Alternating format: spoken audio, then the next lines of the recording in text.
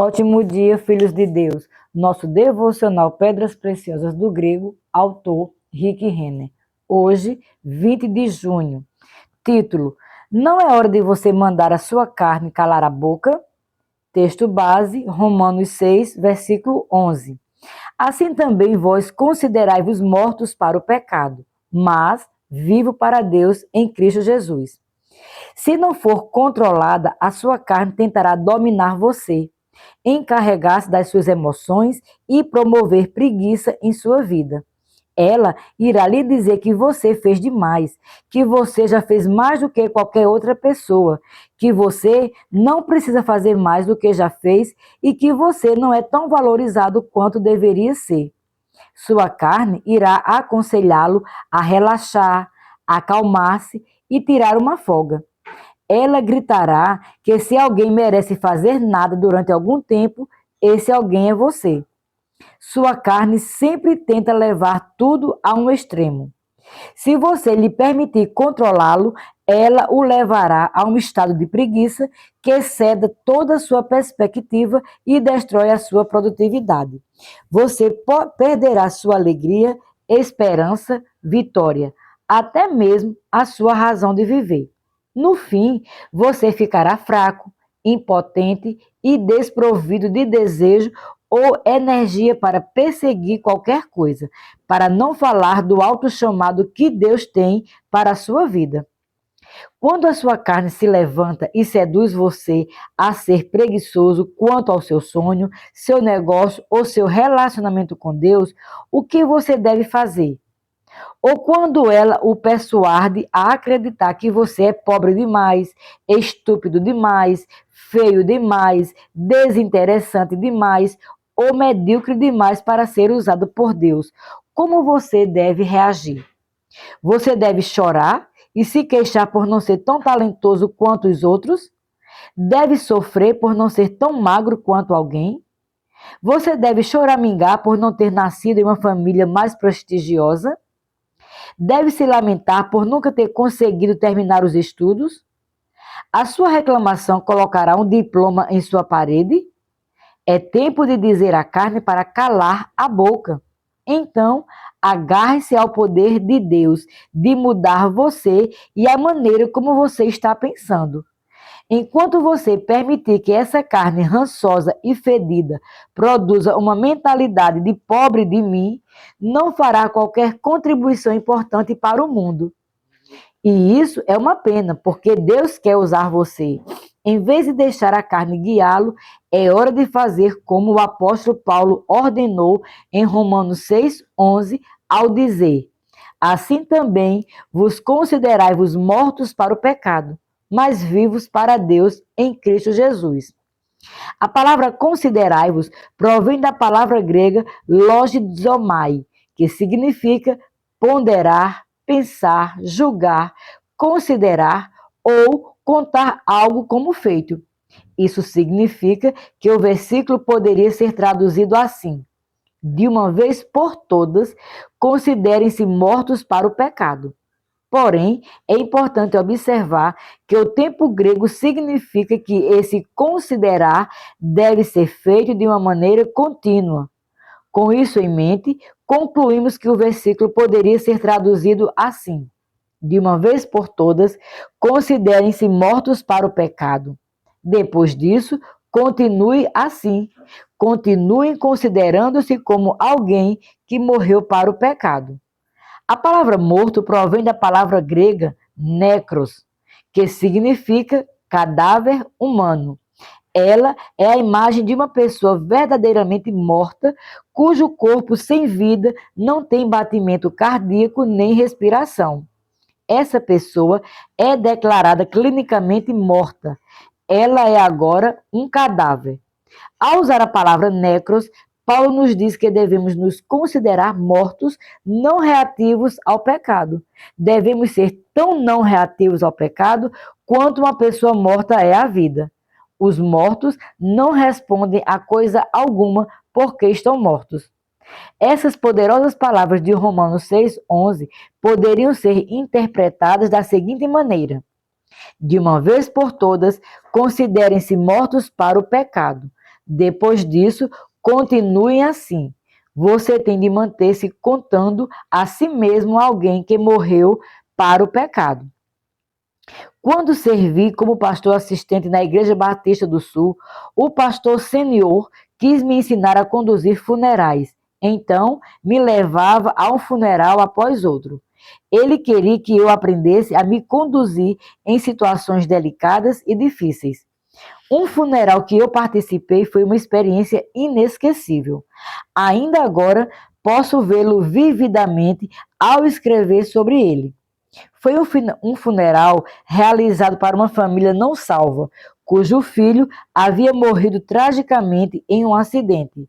A tristeza e a contrição naquela sala eram tão fortes que quase pareciam dominar todo o ambiente.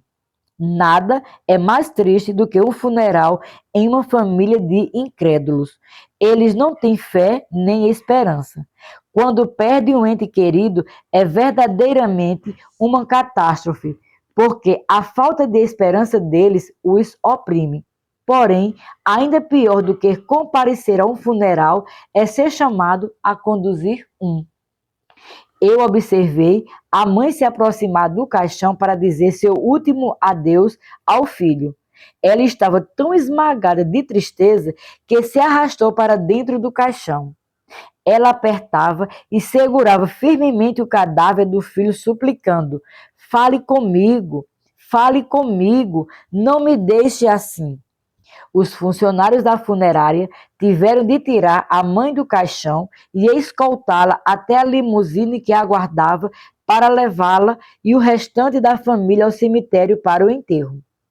Aquela experiência precoce estava gravada para sempre na minha memória. Nunca me esqueci daquela lamentável visão de quando a mãe agarrou aquele corpo morto em seus braços e lhe implorou para falar com ela uma última vez. Porém, aquele corpo não falaria com ela. Ele estava morto. O invólucro vazio deitado naquele caixão era a sombra falecida, expirada e terminada de um jovem que já havia vivido, mas agora havia desaparecido. Não havia batimento cardíaco, respiração nos pulmões ou pulsação a ser sentida em seus pulsos. O relógio tinha parado de funcionar para a vida daquele homem e não havia como voltar o relógio para fazê-lo voltar a funcionar. Era um negócio feito. A vida daquele homem havia expirado. Seu corpo estava mortificado. Bem, sua carne precisa ser mortificada da mesma maneira.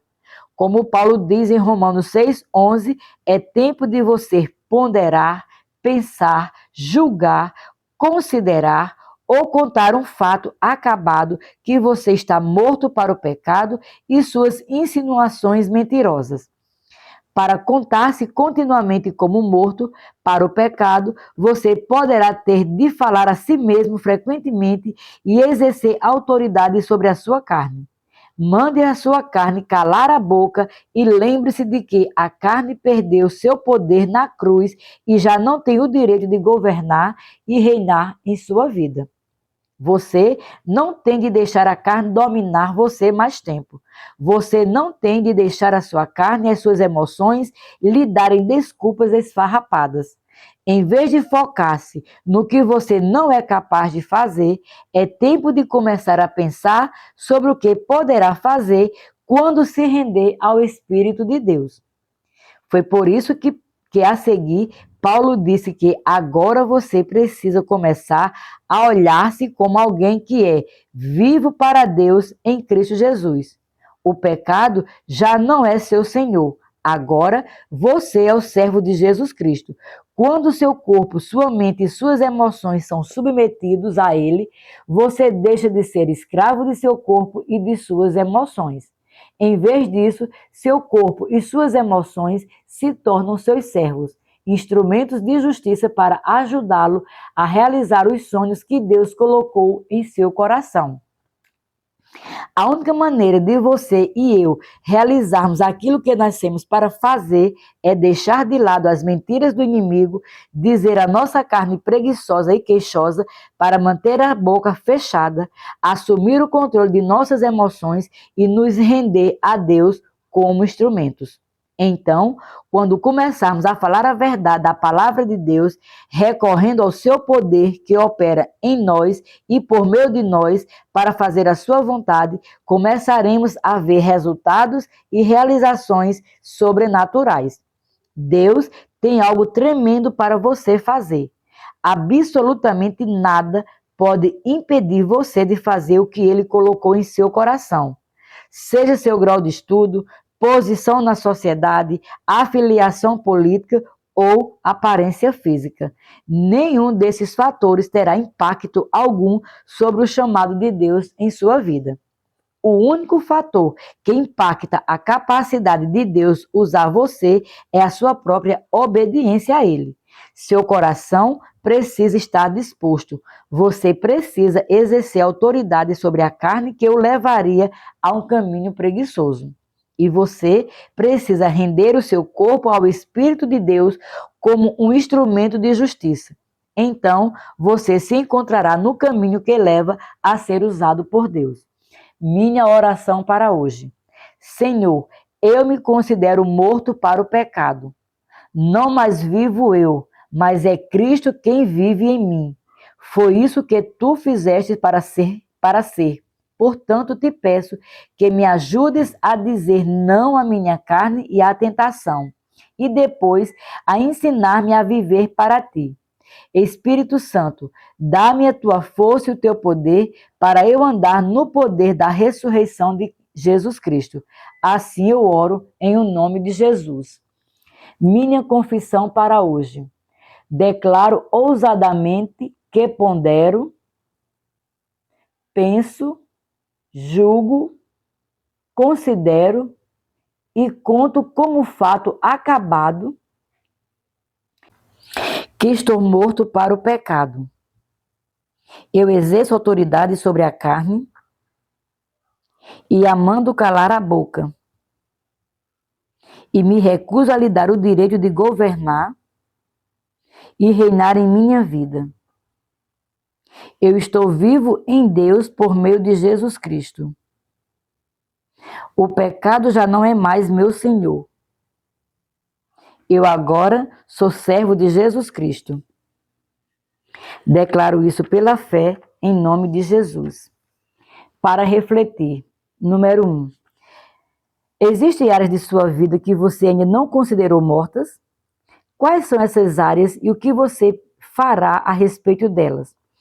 Você permitirá que essas áreas insubmissas continuem dando as cartas ou a contará com as mortas como mortas e impotentes em sua vida? 2. Você tem hábitos pecaminosos que costumavam estar inativos e não reativos e agora estão tentando acordar novamente? Em caso afirmativo, o que você fará para remortificar essas áreas de sua vida para poder permanecer livre? 3. Em que área a sua carne tenta com mais força falar a você e dominar você? Absolutamente nada pode impedir você de fazer o que Deus colocou em seu coração. Grau de estudo, status na sociedade, afiliação política ou aparência física. Nenhum desses fatores terá qualquer impacto sobre o seu chamado na sua vida. Sejamos abençoados na prática da palavra.